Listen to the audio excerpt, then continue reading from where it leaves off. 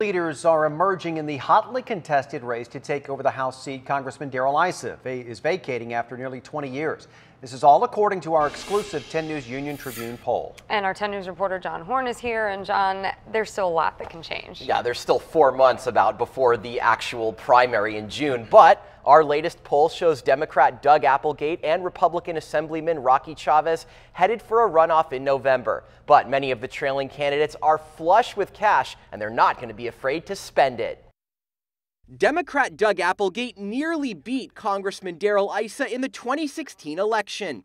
And Republican State Assemblyman Chavez represents hundreds of thousands of North County residents in Sacramento.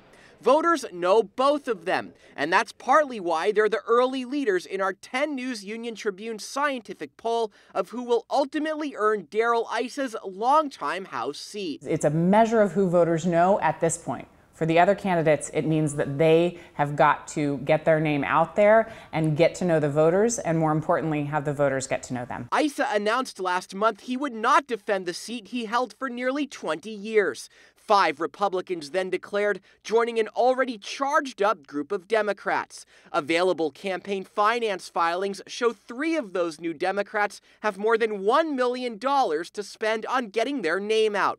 That's why political analyst John Dadian says they shouldn't be concerned about polling in the single digits. So once they start getting their message out, that's when you're going to see the numbers change. The 49th district encompasses parts of coastal North County and southern Orange County. Democrats have been fiercely trying to turn it blue since Issa narrowly won in 2016. And while our polls show just 44% approve of Issa's performance, a fresh Republican face who isn't linked to President Trump may fare better in a push to keep the seat red. This is an election where you may be voting on a local person, but really what you're voting for or against is what's happening at the executive. Now, our scientific poll included 510 likely voters who live in the 49th district. It also found that the border wall was the most important issue to Republicans, while Democrats and independents identified the president's performance as most important to them. Interesting. So the field, obviously, as you said, getting very crowded. Do you see polls like this influencing people's decision to drop out before March? No, and not yet, and that's because these results can be expected. Applegate and Chavez are widely known among voters in the district, so it's only natural for them to do well on early polls.